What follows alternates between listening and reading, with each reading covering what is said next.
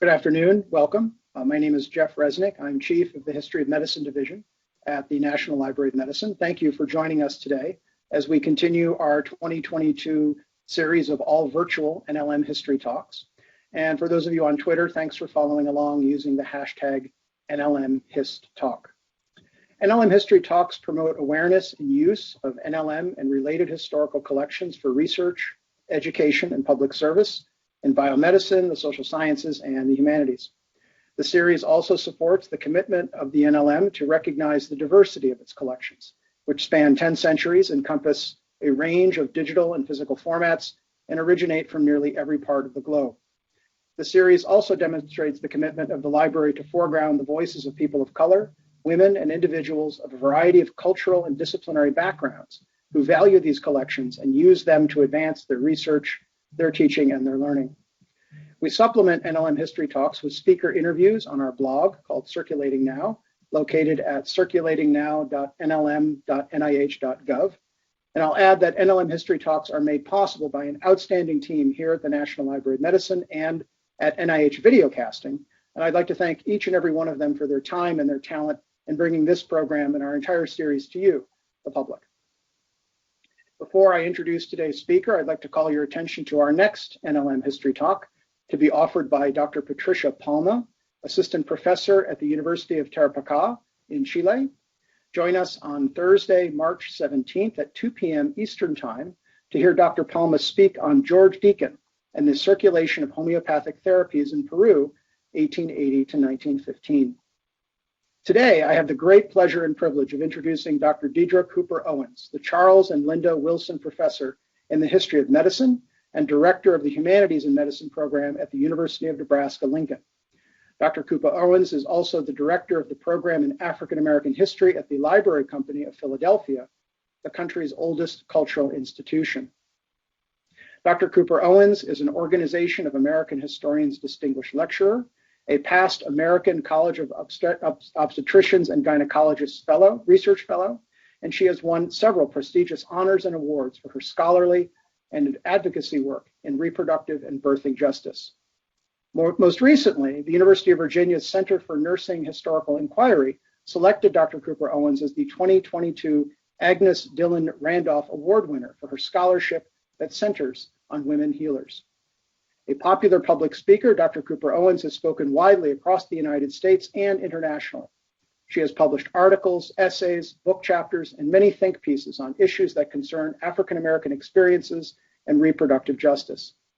Her first book, entitled Medical Bondage, Race, Gender, and the Origins of American Gynecology, won a Darlene Clark Hine Book Award from the Organization of American Historians as the best book written in African American women's and gender history.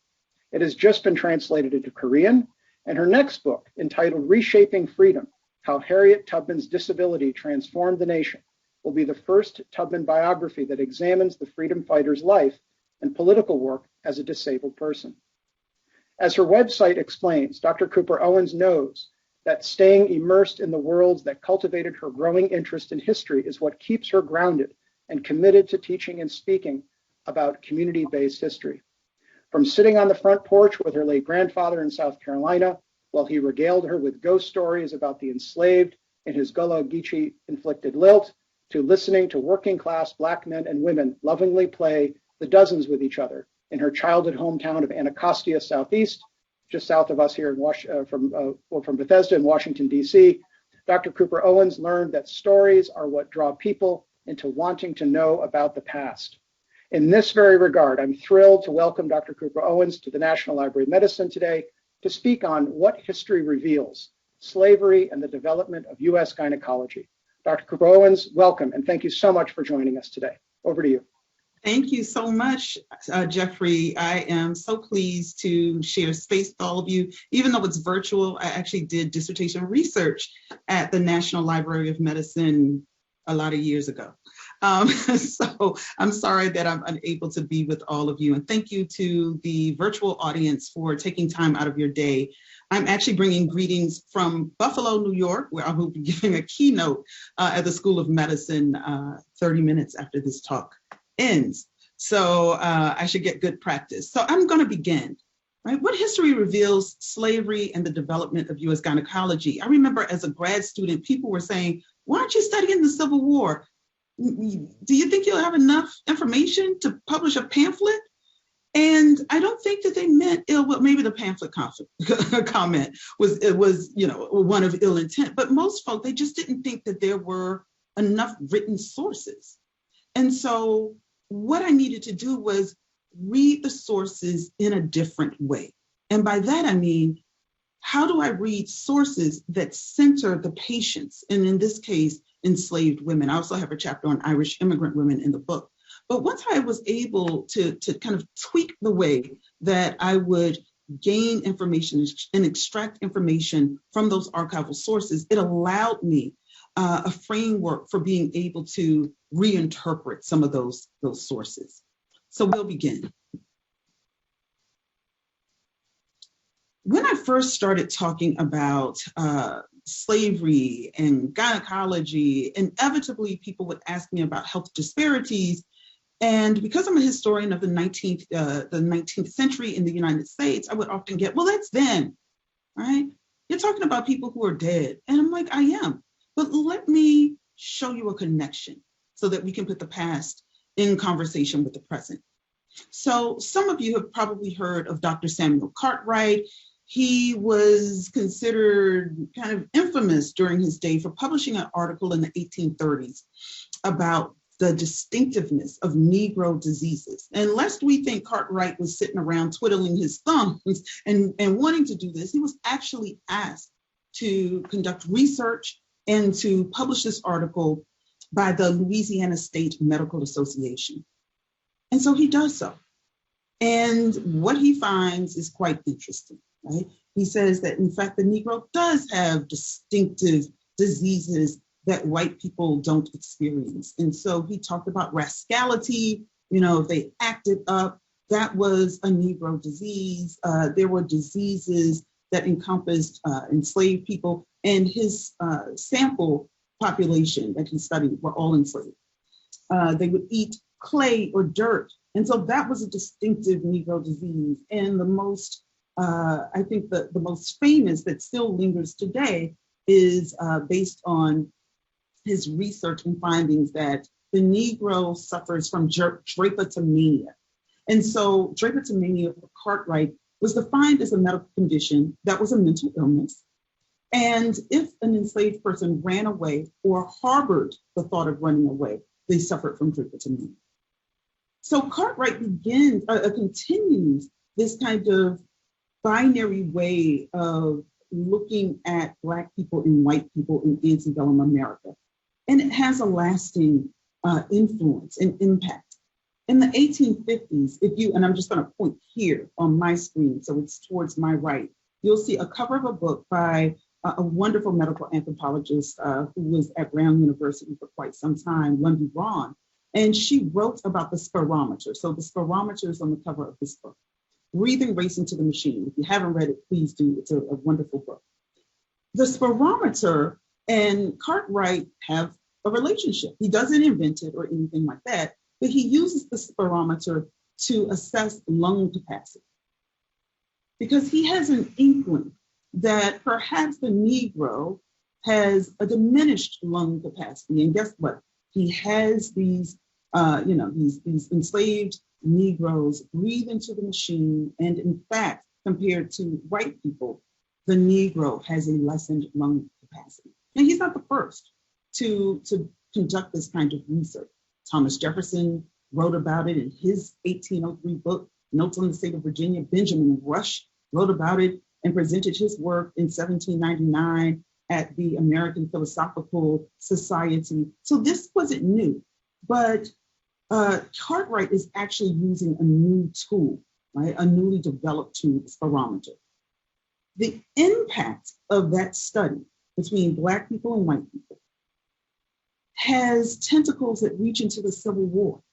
And so the U.S. Sanitary Commission of the United States Army, so the North, they then begin these race-based studies to see if Black people and white people are different. And politically, all of this is going on, all the way from Cartwright's article written in the 1830s until, the newer research that emerged in the 1850s and 1860s, really people are trying to figure out, are Black people fit for freedom or enslavement? And they had fantastical ideas about Negro difference or these alleged biological differences. The impact of that continues to the 21st century. So when folks would say, well, that was then, what about now? Unfortunately, there are still examples that we can pull from in the 21st century. Kelly Hoffman, who's pictured here, in 2014 was a PhD candidate. She and her research team decided that they wanted to conduct a study around beliefs of biological differences between Blacks and whites. And they did so at the University of Virginia. Right? And so in her study, there were almost 300 folks sampled, 263. So I always, I'll give you this. I start off with a kind of low number in terms of the statistics, but the end is a really high number. And many of the beliefs are the same, sadly. And so her research revealed, and the article was published 2 years later, you can Google it, it's pretty well known, but the research found, right, that the beliefs predicted racial bias in pain perception and treatment recommendation accuracy. It provided the first evidence that racial bias in pain perception is associated with racial bias in pain treatment recommendations. And just to give you a sense of some of the conditions that she and her team gave to these medical residents and faculty members at the University of Virginia's medical school was childbirth, whether one suffers from kidney stones, pretty painful conditions. But taken together, her work provided evidence that false beliefs about biological differences between Blacks and whites continue to shape the way that we perceive and treat Black people. And you should see some of the questions. In fact, two of the folk who were surveyed believe Black people were born with tails. They believe Black people had thicker skin, aged faster, that Black people and white people were biologically different. There were these ideas that persisted that seemed very similar to the ideas that Dr. Samuel Cartwright wrote about in the antebellum era, right? And so for me as a professor of history and someone who has been has a presence in the social sciences, but one that's also in the humanities, I'm thinking we've been teaching students for decades that race is not a biological construct, but in fact, a sociological construct. And I have to add, as someone who was a postdoc at UVA, I know UVA is a pretty rigorous school, right? So if you're entering into the med school, it means you're the top of the top, right? At least in terms of the assessments that people have and use. And so these are people coming in with 4-year university degrees. And instead of choosing to believe in the science, they are believing in these anti-Black beliefs, right? That say that there is some distinctiveness between Black and white people. So where does all of this come from? Well, for me, it doesn't start with James Marion Sims. A lot of people think it does, but hopefully if you've read the book, you'll see that I'm actually creating a narrative that extends far beyond Sims, but also far before Sims even emerges as a figure in the history of gynecology. And so I was really brought into this conversation around the contestation of James Marion Sims's legacy in 2017, a few months before my book was to be published. I lived in New York at the time, and I was working at Queens College, and I remember getting a number of DMs and texts and things on Facebook, and people are like, why didn't you tell me you were organizing a protest at the Sims statue? His statue, as you can see on the slide, was at the easternmost point in Central Park, right across from the New York Academy of Medicine. And so I'm like, what in the world are they talking about, right? I'm almost 50, trust me, my DMs are never that excited. So I have to see what's going on. And I see this picture that has become viral of 4 Black women posed in front of Sims, right, for Sims's likeness. And they have donned hospital gowns splattered in paint to represent blood, and they were trying to bring attention. I mean, they did, the picture went everywhere. It was viral globally, around Sims's experimental treatment of enslaved women in Alabama, now known as the mothers of gynecology. And so, I didn't know anything about it. They were members of the Black Youth Project 100. The cutoff was 30 years old. That ship had sailed for me many, many moons ago. But what it did, right, it brought me to the attention of journalists and activists and birth workers who really wanted to know, what are your thoughts on this, on the removal of this statue, or do I believe the statue should stay and be historically contextualized? Well, I didn't want to play nice. I was a journalism major in college, in undergrad, and I knew once I gave my answer, they'd move on to the next story. And so I didn't play nice. I knew this was an opportunity for me as a historian of slavery, of medicine, of 19th century US history. How can I create an understanding of the antebellum world for people who might not have the option of knowing the literature, being college students, I mean, all of those kinds of things. And so I didn't answer those questions. What I tried to do, to the best of my ability, was to really tackle this binary framing of Sims as either a saint by those who defended him or a brutal monster, right? And this is exhibited in an investigative journalism piece that was published by South Carolina's Post and Courier by Lauren Saucer. Great article, but there was something about the title that, as a historian, that either or framing, kind of rubbed me the wrong way, because things are a lot more nuanced and complicated, right? So the savior of women or medical monster, the fraught legacy of South Carolina's most infamous physician. And Lauren Saucer comes up with this title largely because many of those who were critiquing Sims, they critiqued him because he didn't ask for informed consent from his enslaved patients. Sims gave them opiates for post-surgery, that Sims made them work while they were his patients, and also that Sims created the idea that Black people didn't experience pain. And also Sims didn't give them anesthesia. And here I am. You can look at me, right? I'm kind of visibly Black. And so here I am, a historian of medicine and slavery, and I'm having to tell folks, especially folks who look like me, so let me correct you on some things.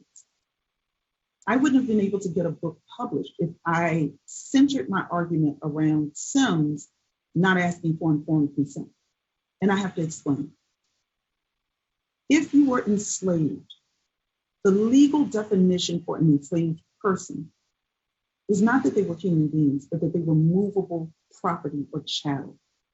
And so slave owners had no legal obligation to ask an enslaved person whether they would consent to surgery or medical treatment. The consent had to come from the owner, right? I'm writing about the late 18th century and the 19th century. And so whether an enslaved person said, no, I don't want to go, they don't own their bodies, unfortunately. That was the law of the land. And Sims was working within that legal landscape.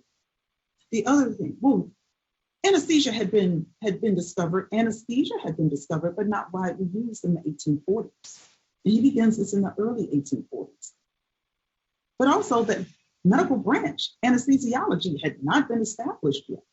And so most physicians and surgeons were not going to use anesthesia. In fact, I mean, we know many of the two stories about how anesthesia was founded by these dentists, they in fact experimented on themselves.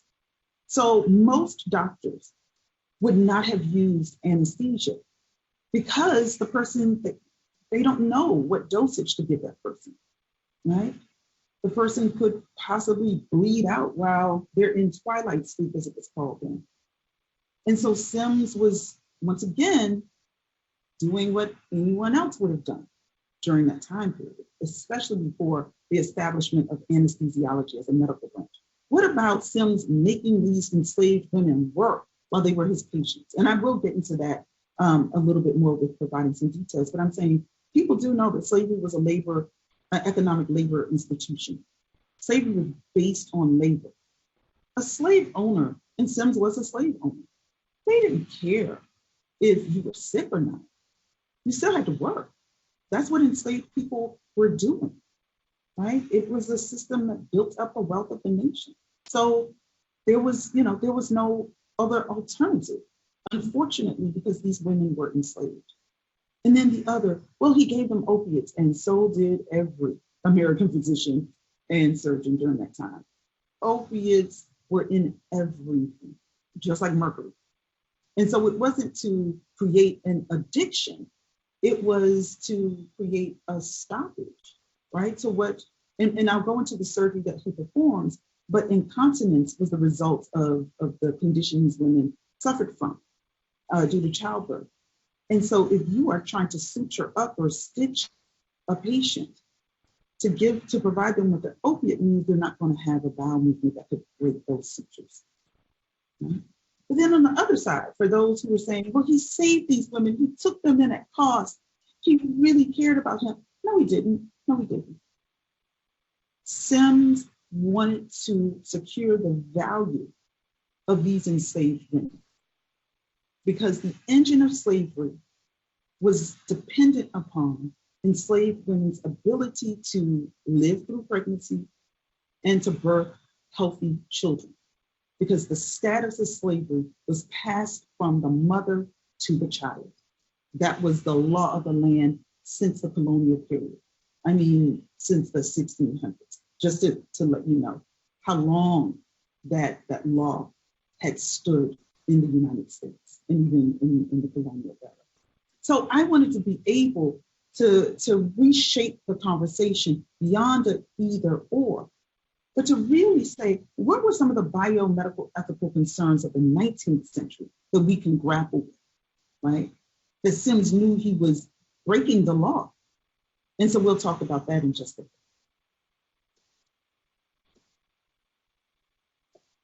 So I started with this critical question, especially when I was talking to groups and to journalists. Was Sims exceptional in his treatment of enslaved women? And here I am saying, no, he wasn't. Sims was really good at branding himself, if I can use 21st century language. And he was a pretty prolific medical author and writer. But he wasn't that exceptional for the things that people were accusing him of. And for me, a part of answering this question is to move us from historical boogeymen, right? Because then you can dump everything on one person and it absolves the field. And I'm saying things are much more complicated than one person. We're talking about something that was structural and systemic. If we're talking about structure and systems of oppression, then as a historian, I have to give you an intellectual genealogy of those who came before him. And so in my book, I started with Georges Cuvier. He was arguably the Western world's most famous natural historian and scientist based in France. And he really becomes an interesting figure for me because of his treatment of a South African-born woman named Saartjie Baartman. She was derisively called the Hottentot Venus. Some of you may be more familiar with that horrible name that she was given. But he dissected her cadaver. And he dissected her cadaver because he was really interested in whether Saartjie Baartman was a missing link between human beings and primates. Did she have a Hottentot flap or elongated labia? What in the world was this woman? And guess what? He performs an autopsy and finds out she's just like a regular human being. But why was he so intent on making her different than other human beings and white people? Because of the size of her buttocks. She essentially had a big butt. And it wasn't seen as just a woman with a large derriere. All of a sudden, the size of her buttocks have been pathologized medically. It's now known as steatopedia, right? And so when he performs this autopsy on Baartman's cadaver, he reserves her genitalia, puts it in a bell jar, preserves her brain, puts it in a bell jar, cleans her skeleton, right? Reassembles it, displays it. And in fact, she died in the early 19th century. Her remains were on display at the National Museum of Paris until 1974, when her genitalia and brain were missing. It wasn't until the 21st century that the museum sent her remains back to South Africa so that she could have a proper burial. He was doing this work in the late 18th century, early 19th century. Ephraim McDowell, the father of the ovariotomy. I'll have an image of him in the next slide so you can see how he looked. He was slave owning, born in Virginia, but settled in Kentucky, then known as the West. He performs the country's first successful abdominal-based surgery on a white woman. She survives. And so McDowell says, oh my gosh, I have to be able to perfect my technique on the removal of these ovarian tumors. And so he gathers up cases, about 4 or 5 negresses, as they were called. And out of the Black women, all of them were enslaved except for one. Over the next period of almost a decade, this happened in 1809, his surgery on the white woman. So from 1809 until 1817, he's performing these experimental surgeries to remove ovarian tumors. And for me, it was so interesting because this is Appalachia, and Appalachia's never had a huge Black population. And when McDowell was performing these surgeries, African Americans constitute only 4% of the population where he is, in Danbury, Kentucky. And so I'm thinking, how in the world is he finding these Black women with these ovarian tumors? But finding them, he does. And he publishes an article in 1817, and he lays out everything that he did. He talks about the one woman who died during the experimental trial. He talks about the white patient who lives, and one would think, this is going to put America on the global map medically. It does not. And in fact, in the Lancet, which is still in existence today, as some of you know, Dr. Johnson from Britain, in fact, derides Ephraim McDowell because he used Black women. And he says they dare cutting with the impunity of dogs and rabbits, animals known to procreate faster. So this idea that Black people don't experience pain had been floating around well before Sims even enters grad school and writes his first medical article. John Peter Matara, another person I'll show you an image of, he's known as the father of American plastic surgery, but he's important in terms of the development of gynecology because of the work that he does with vesicovaginal fistula. So that's what the VVF means. And it's the same surgery that puts Sims on the map.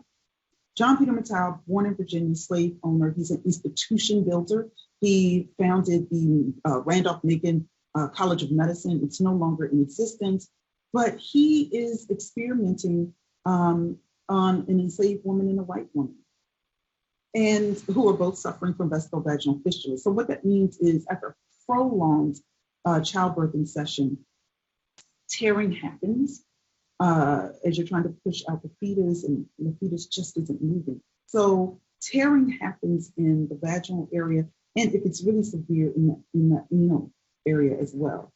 And so the fistula or hole is formed, and because the vesicle bladder is right above the upper vaginal area, you have incontinence. And as I said, if there's tearing in the back, there's incontinence there as well. And so one must realize this is not a good thing if you are a slave owner. If you are an enslaved woman, it decreases your value. And so in 1807, the US Constitution bans the Atlantic slave trade. So legally, you are not supposed to have ships that come in from Africa or the Caribbean to the United States. So what that means is in 1808, there's a really concerted effort to either retain or maintain or create, in some instances, good reproductive health for enslaved women. Because as I mentioned before, the colonial legislators back in the 1600s saw how lucrative slavery was. And so they leaned on this ancient law called Pertu Sequitur Ventrum, which meant the condition of the womb is transferred to the child. So everything before then, children inherited the status of the father, but not in the case of slavery in this country. And so you cannot have the person who is literally producing a new slave labor force. Right? You can't have her unhealthy in terms of her reproductive health. And so Dr. Matauer, he provides a silk suture method to suture the white patient and the enslaved woman. And the white woman is healed rather quickly. The enslaved woman is not. And he writes for 8 clinical trials. He continues this experimentation, and the patient doesn't heal. And he writes in a moment of frustration in this article, right? It's none of that kind of 19th century flowery, language where they're using euphemisms. He is very clear. He said, if the patient had stopped engaging in sexual intercourse, she could have been healed, as if it was the enslaved woman's fault, right? So also this idea of patient blaming when there's a negative medical outcome. Now, I'm someone who's living in the 21st century, and I'm thinking, well, perhaps slavery was, as we would say, the negative social determinant. That in fact, an enslaved woman could not stop engaging in sex. And as we know, sexual abuse was a normal part of girls' and women's lives who were enslaved.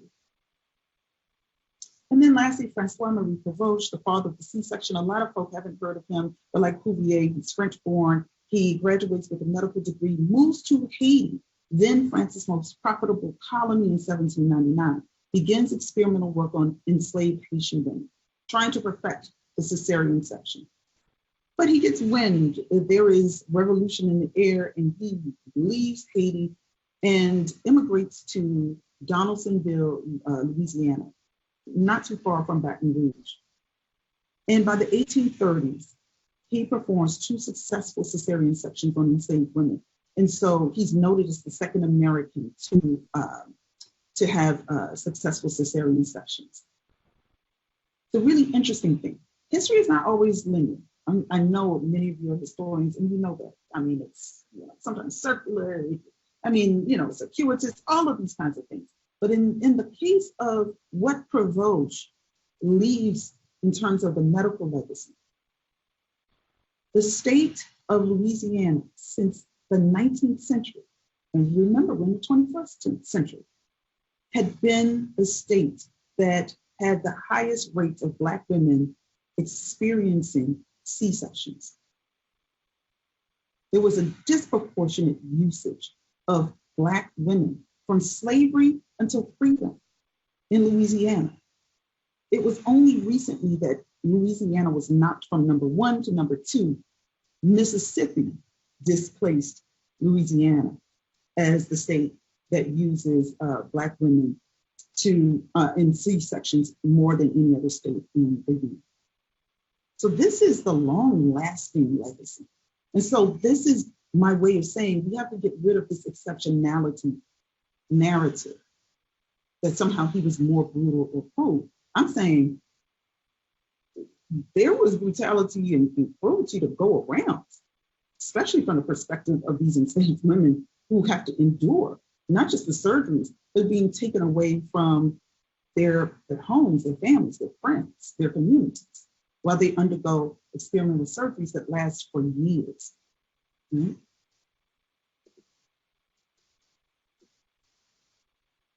So the next slide, Ephraim McDowell, known as the father of the variotomy.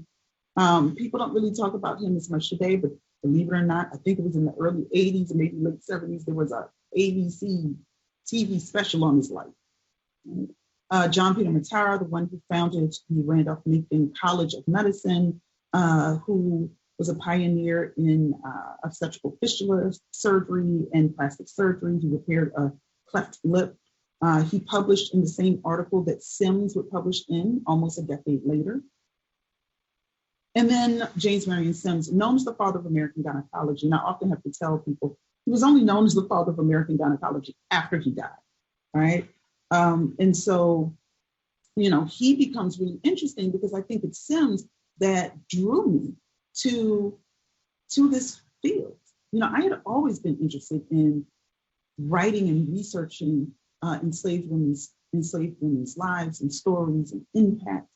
But I remember reading a book by Gynecology, who was then president of Benia College, and Beverly Guy Sheftel. And I was going to MC a program where Dr. Cole was one of the guests.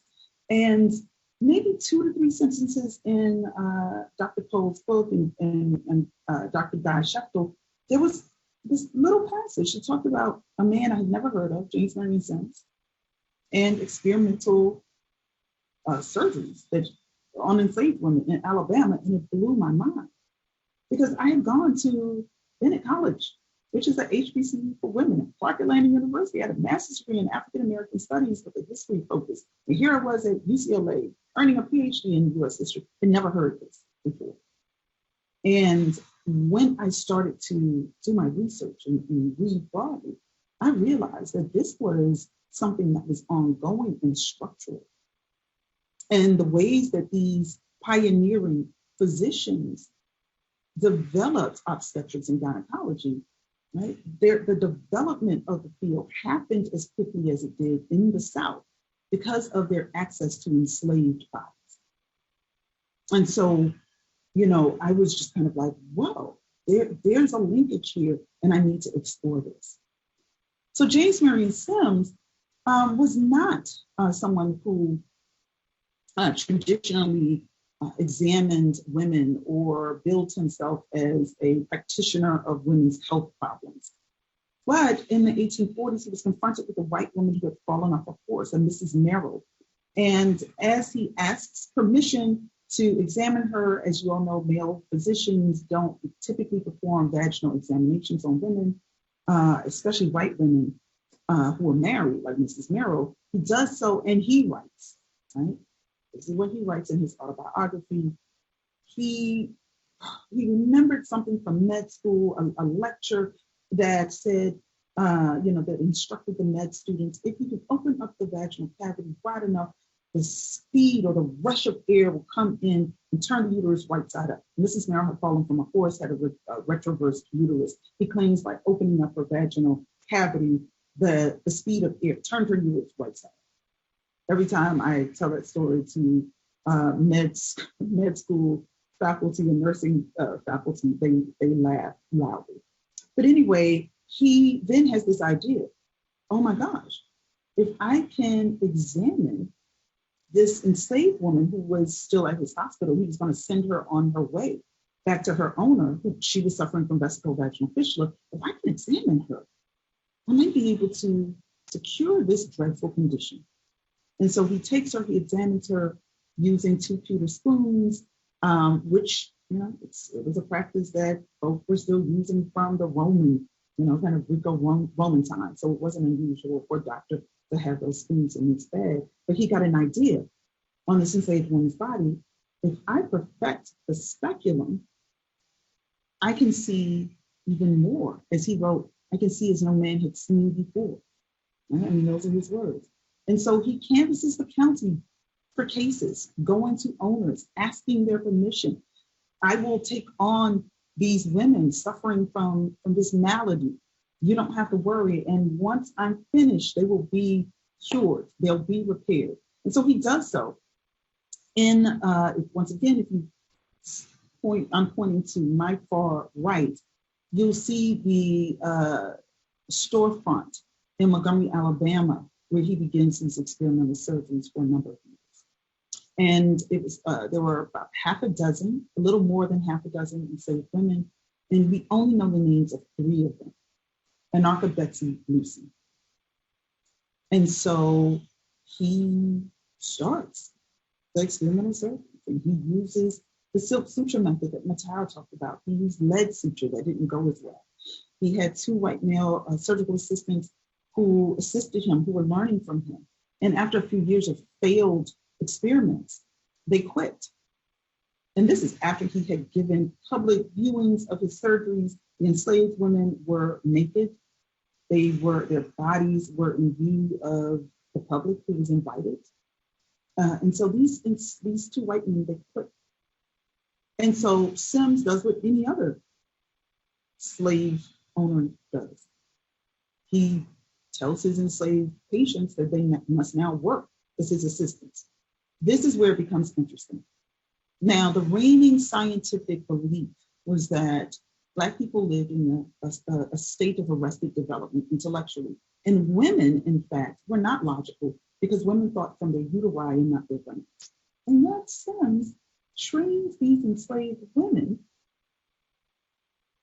in the same ways that he was training those white male surgical assistants. And this is really important. Remember, I said I had to read the sources differently, right? From the perspective of the enslaved woman and not the enslaver. And I thought, well, why would he do this? And these women were illiterate. Well, because they were smart. People knew that. These were human beings who were capable of thinking. They were smart. And guess what? With the surgical team of enslaved women, that's when he finally got the reparative treatment right? The other thing is, I often too think about the ways that these enslaved women who were forced to build community with each other because they suffered from the same condition. What were the ways, if they could, that they might have resisted or added to the surgical development? We will never know. But I do know as his surgical team, they still practice some of the common practices around surgery. Number one, Black people don't experience pain, supposedly. Then why would you restrain your Black patients? Benjamin Rush wrote in that article I mentioned that essentially Blackness was a form of leprosy in 1799. He wrote famously that Black people were so insensitive to pain that he has performed amputations where he has seen Negroes hold the limbs in their hands without as much as a scream. Now, if that were true, doctors would not restrain, and I mean like physically restrain Black patients. And yet, every doctor restrains their Black patients because they know it's a fallacy. They know that these folk, once you see a knife coming, they're going to squirm, they're going to try and run, they're going to fight. Simsy Room writes about one of the patients. She lost sight of herself and struggled violently. And so there's that racial cognitive dissonance. There's a reigning scientific belief, and yet your practice proves that you believe otherwise. In fact, you know that Black people are smart. You know that they experience pain. But being wedded to that belief becomes a part of the racial etiquette, right, of the 19th century. So when we think about that, Sims is actually quite transparent and honest about the surgeries, the experiments, the race of the patients / nurses / assistants. And he publishes, right? He publishes articles in 1852. Once the surgeries are, as he says, they're finished, they're perfected, he uses a silk suture method. And so subsequent articles that praised Sims, there will be these anniversary articles. All of a sudden, the nurse is white, the patient is white, she's clothed. So it really began to provide an explanation for me as to the conversations and the comments that I either had or I had been given about whether there would be enough information, right? There was an erasure that was happening visually, but also historically. So by the time I'm doing research in 2005 and 6, people are really shocked that I'm trying to write a history of American medicine focusing on gynecology that includes Black people. So the legacy here for us is thinking about how we can read sources and come to new interpretations and findings, where there's not a kind of historical effacement of Black people's roles, of the positions that they held as patients, as nurses, as surgical assistants. So I always point people to a passage in my book where I look at the 1850 census of Sims. Now, my father worked at the National Archives for over 30 years. I know how census production happens. You don't just kind of collect it in January, 1850 and publish in December 1850. It doesn't work like that. As we know, right, the census is every 10 years, and people began census research before then, before the publication date. And so by 1850, this would have been the second census that featured Black people legally on the census. Out of the 17 enslaved people that Sims owned, 12 were women or girls, 5 were all males, they were all children. All of them were listed as Negro, except one.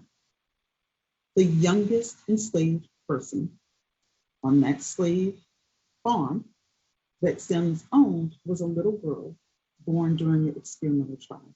She was the only person listed as a mulatto. Remember, in the South, miscegenation is illegal. And Sims has control of that hospital. And in fact, that means that either Sims or some white man, it might have been her owner, it might have been one of the surgical assistants, but some white man had access to this enslaved woman's body. And during an experimental trial that the entire town knew about, right, the entire city knew about, she is pregnant, and she is the only child that is markedly different in appearance than the 16 other enslaved people. Unless someone said, well, what about the males? All 5 of those males were children. And so I will never know the answer of this person's paternity because the census doesn't list the woman's name. We don't know the name of the child. But I can do simple addition and subtraction. And this little girl is born also around the time that the 2 surgical assistants quit. And so were there rumors, were there ideas of something inappropriate happening? That is a biomedical ethical issue that is not one that is, kind of ruled by what we think in the 21st century, but is ruled by what people would critique in the 19th century. So the legacy of this, right? Reproductive health for enslaved women in particular was of the utmost importance because everybody who's interested in maintaining and preserving slavery knows that you have to have relatively healthy births. But freedom comes and literally, right, things change. Oops. And so we have this legacy of medical racism and anti-Blackness that happens, where decade after decade after decade, in freedom, Black women have higher rates of death and complications from pregnancy and childbirth.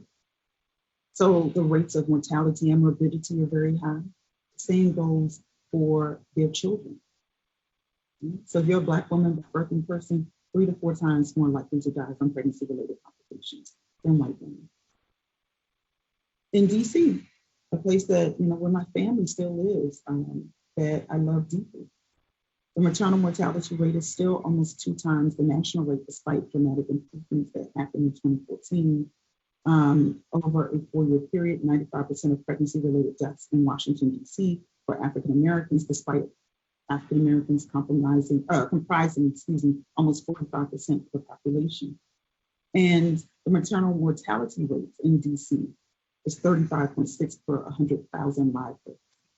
That's compared to a national rate of 29.6%. So across the board, right, this is what we're showing. And literally, for me, I have given talks everywhere: Pittsburgh, Kentucky, Buffalo, California. I can go on and on and on. New York, Chicago. The rates are the same. I literally just have to change some of the numbers, but the rates are the same. And so how do we solve this, right? Okay, historians write their books. Journalists publish their articles. How do medical practitioners solve this? How do we as a concerned nation solve this problem, right? And the problem is that the United States is the most dangerous place for Black women to become pregnant and to have babies, or Black working people. And this is compared to all high income earning nations. And this that has been in place for a really long time. So what public health officials are doing which I think is really smart here. Public health officials are saying it's not race. It's in fact anti-Black racism that's creating this birthing crisis. Rachel Hardiman, who is a public health scholar at the University of Minnesota School of Public Health, she and her research team combed through almost 2 million records in Florida, looking for clues about births and racism. And this article was published in January 2021 in the Washington Post. They found a tantalizing statistic in the Florida births. Black newborns are 3 times as likely to die as white newborns. When Black babies were cared for by Black doctors after birth, primarily pediatricians, neonatologists, and family practitioners, their mortality rate was cut in half. And you can find these reports and stats if you just Google across multiple research organizations and institutions. So they're finding that when the practitioners are Black, those morbidity and mortality rates are cut by over half. And so a part of what I'm doing as a historian who doesn't want to just present information on dead people, right? But to really talk about the ways that this history stays with us is to have us really think about these historical figures, not as scientific objects of inquiry, but really as human subjects, right? And human subjects who needed care and grace then, but more importantly, right, to think about their children's children's children, right? Their descendants as people who deserve our care and our protection, so that we cannot continue on with these really harmful statistics around the Black birthing crisis. So I thank you. I welcome your comments and your questions, and I'm going to stop sharing my screen.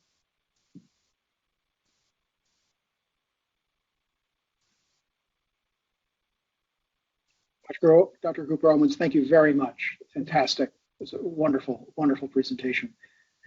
To those who are listening, there is a live feedback button just under the video, and you're welcome to send questions to me through that live feedback button, and they will arrive in my email, and I will then turn them around to Dr. Cooper Owens. We do have a few already. Someone writes in, thank you very much for this fascinating and very enlightening lecture. The question is, when Sims had Black women who were also patients working as surgical assistants, is there any information about how they behaved toward each other during the surgical procedures? It seems intuitive that they would support each other and be more compassionate than the white male surgical assistants who had left. Does Sims or anyone who observed his procedures comment on this in the historical record? No. And so that's such an important question. Thank you to whoever posted that question. Such an important question because it points us back to the imbalance when we think about these sources. Here I am, a historian of women's history and slavery, right? And yet, almost all of the sources that I look at, that I use, are written by men who owned these women or treated these women in the era of US slavery. And so I have to extract information. Like, remember that phrase that I said where Sims wrote, about one of the enslaved women losing sight of herself because she resisted violently towards that surgery. That's just a phrase. I don't even remember if it was a complete sentence. But for me, that phrase becomes important because I'm able to now read against the grain.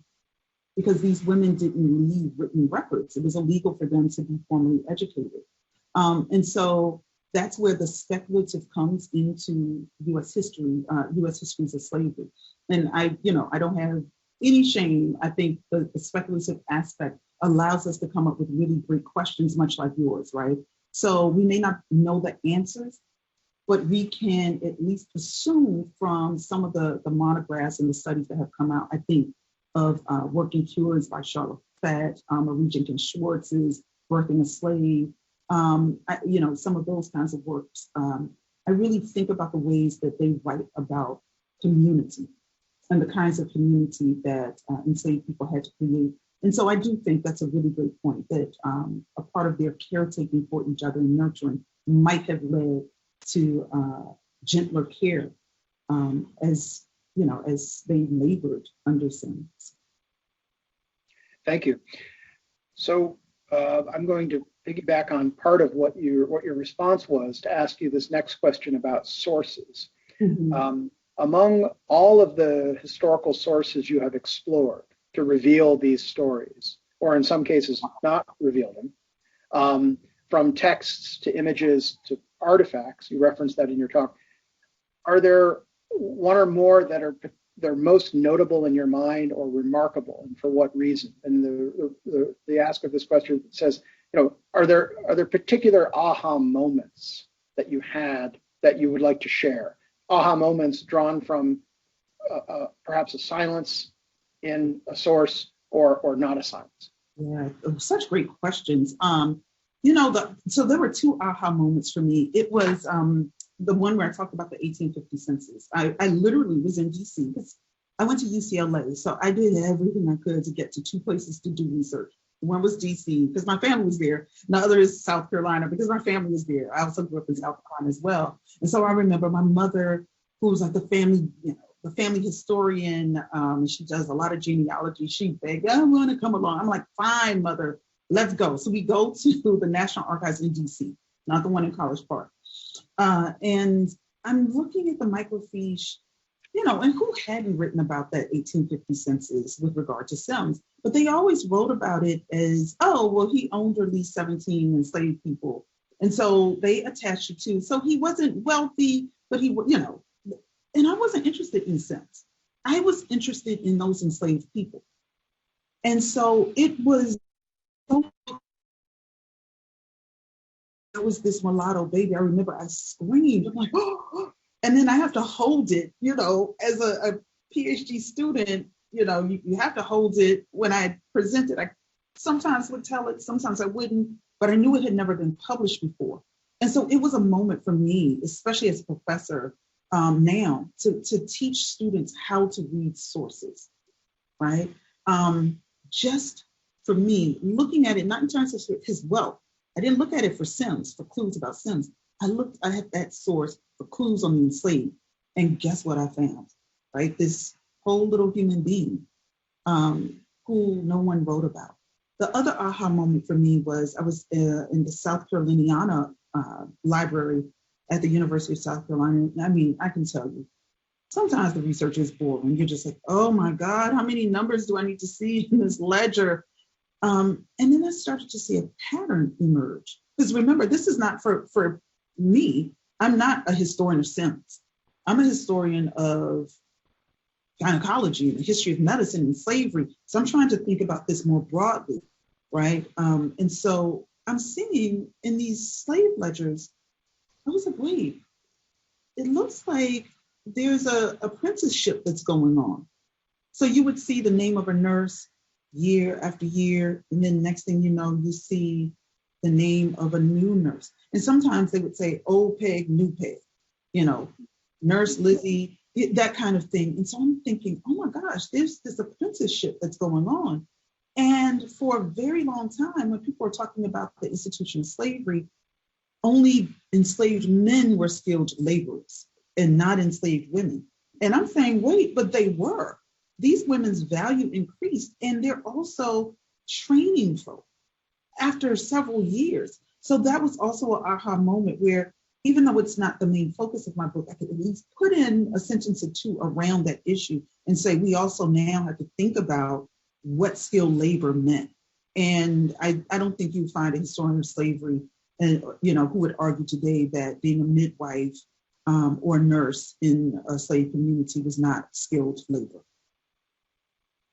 Thank you. Before I share the next question, I want to share a comment. Thank you very much for sharing this incredibly important and powerful work. You are giving voice to these enslaved women and giving back a bit of their dignity by telling their stories. Hopefully the medical field can learn from this. Thank you. Thank you. We have a question. Thank you for this very interesting and informative lecture, Dr. Cooper Owens. As a Black female who is starting medical school this fall, this lecture and information is so important for all future doctors to know about. Do you think racism in the medical field still persists today? and explains why there is still a disparity in the number of Black physicians in the United States. Yeah. Yeah. Yes. I have to say, the response by the medical field has been overwhelmingly positive. And so, here I am sitting in an office at the University of Buffalo School of Medicine, right? Getting ready to give a keynote lecture for their Department of Surgery. And that's not an uncommon invitation for me to accept. Schools of nursing, same thing. So it's been, at least from this side of things, it's been promising. But I must say, I was really brought to the fore in this kind of conversation with medical practitioners because of the work of Black doulas and midwives when I was living in New York. Like, these women knew my work. They were like, we have placed it on the syllabus when we're training doulas.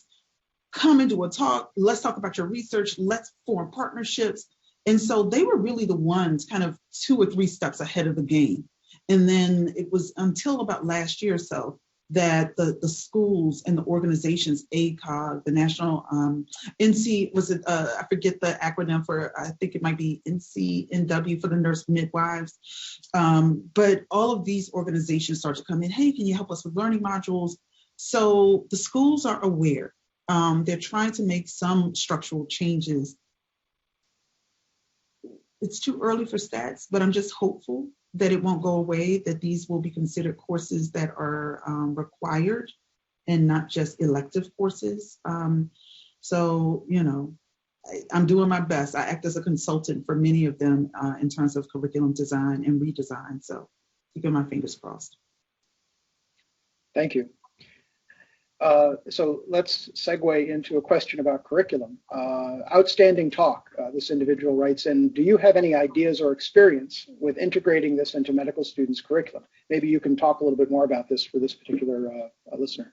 Yeah, so one of the schools, it's ironic, one of the schools where I've helped in terms of curriculum design and learning modules, Jefferson Medical College, that's Sims's alma mater. So as you can imagine, they are really interested in DEI issues, changing the curriculum to be more aware and reflective of these kinds of histories, more culturally centered clinical practices, clinical practice models. I've done some work in terms of the California State Board of Health, with helping them to contextualize through history the ways that these health disparities crop up and how we can possibly, change those numbers. I've worked with, my goodness, doula organizations in terms of their curriculum, with their partnerships, particularly in New York with Mama Glow, Ancestral Spirits, Chanel Portia, oh my gosh, it's escaping me, but I've worked with so many places. So large part is just kind of, I'm always like, you all can read books from the humanities and the social sciences on the history of medicine. I promise you, it won't take you that far off course. So I would say just incorporating those things, but also having really culturally sensitive learning modules. And a lot of folk in the age of COVID are doing that via these visual learning modules so that students can access them at any time, and also faculty members too. And so that has been something that's been really helpful as well. Thank you. Thank you. Yeah, thank you. You mentioned New York, of course, in your talk. This comes up in the next question. Someone writes in, I am an OBGYN who practiced in South Carolina for 15 years. J.M. Sims has buildings named after him there. He also spent time in New York City. A statue of him on Fifth Avenue was removed within the last few years. It seems to me that he moved around a lot. Was this just career advancement, or was he running from something due to his behavior, in which you point out may have been ethically questionable even in that time? Oh no, he wasn't running from anything. In fact, he was lauded. But it's interesting. So I was born in South Carolina in the Low Country and moved up to DC. Back then it was just up country. It was up south. In fact, I went to elementary school in Southeast, and my kindergarten and third grade teachers were from my hometown in South Carolina. Sims, he was just born in South Carolina. he sets up practice. Now, the only time he was running from something, and I do think there's some a fact that I need to insert in there. He does leave South Carolina and he moves to Alabama because 2 Negro infants died under his care. And so, people are not going to they don't want to go to a doctor where patients die.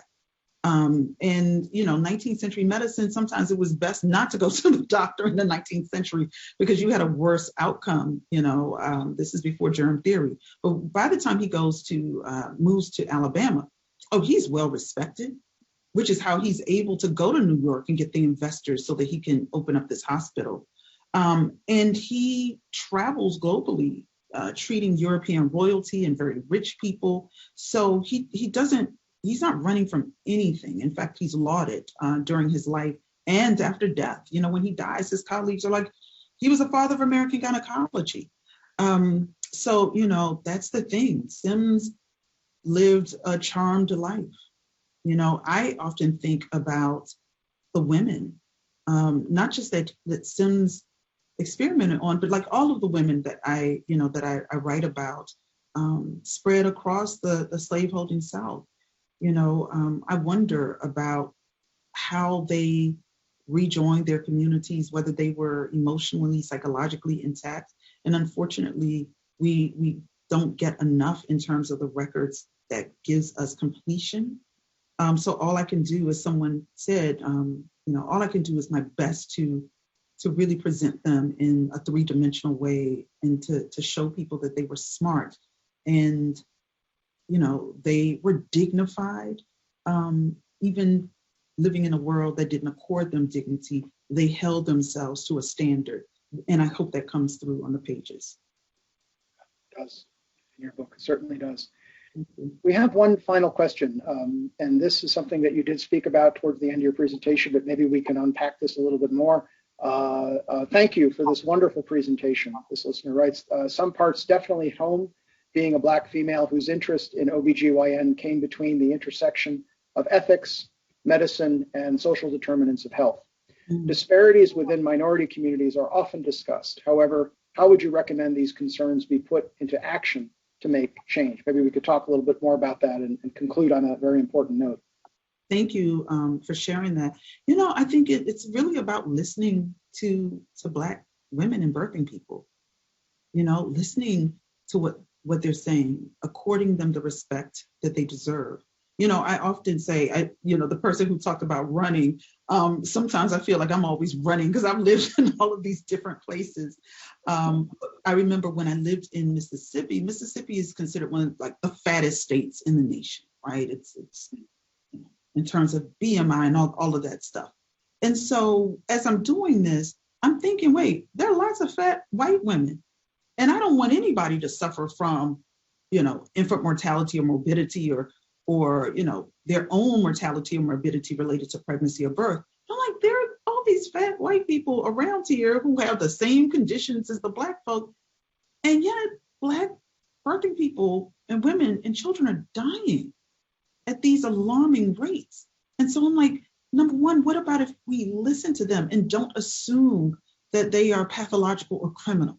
Like if someone tells you I'm in pain, they've lived in that body for a really long time, so they understand what pain feels like. So to respect them, this notion that Black people, desire drugs and they're trying to somehow fool the medical worker.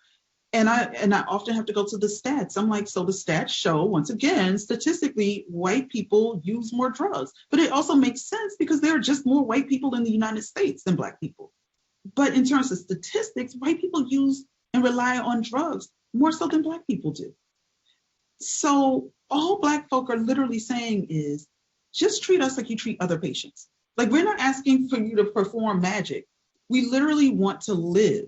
We want quality of care. I was on the panel with another Washington, D.C. native, I just call him Dr. Ben. He's based in Seattle, I forget his last name, but really famous guy. He becomes a whistleblower because he sees the racist treatment and classist treatment of his patients. Here's a man who went to Harvard. He could have turned a blind eye. That's ableist language. He could have turned away. I apologize for that statement. He could have turned away. And he didn't. He reported it. And so now what he was able to do was, I don't know how he cozied up to Jeff Bezos and those billionaires, but he was able to get the Seattle city government to agree within the next 3 or 4 years to not criminalize any youth beyond 18, because that's considered child abuse. He did this as a Black pediatrician. So if you are under the age of 18 or under, you cannot be arrested and penalized and sent to prison or detention center. So that's one of the ways to kind of save our children. I think that we need to put community members on these advisory boards, and not think about board members as just donating wealth or having wealth, but actually put people from the community there, change the curriculum, as I spoke to before, listen to Black patients, and recognize that race is not a biological construct. I'm constantly telling people that it's not a biological construct. And so what that means is some folk who believe in it have to also divorce themselves from this belief that, biological distinctiveness exists. It doesn't. So, I don't know how to change people's hearts, but at least I know how we can use factual information to change their practices. Oh, and the last thing, I think that there should be something punitive that is enforced in these hospitals and with these doctors who keep breaking the rules and who keep producing the same stats. Something has to give. And perhaps if they're punished, losing license, paying huge fines, then they'll start paying attention. Thank you. Thank you for all of that. On the subject of listening, I know that I and the more than 400 individuals who tuned in this afternoon have enjoyed and appreciated and valued listening to you this afternoon, Dr. Cooper Owens. And this lecture, like all of our lectures, will be available in the NIH Videocast archive. And your lecture in particular will be seen by many more and inspire many more questions and many more explorations of history that deserves to be revealed in all of the ways it can and all the ways it deserves to be. So personally, I thank you very, very much. And on behalf of the National Library of Medicine, thank you very, very much for participating in our series. And thank you for your outstanding presentation this afternoon. We learned a lot, and we will learn so much more as we watch it again, and I hope we can keep in touch. Yes, thank you so much. Thanks, everyone, for joining in and asking such great questions. And all the best on your next lecture coming up soon. Oh. Thanks so much. Take care. Safe travels. Bye. Thank you again.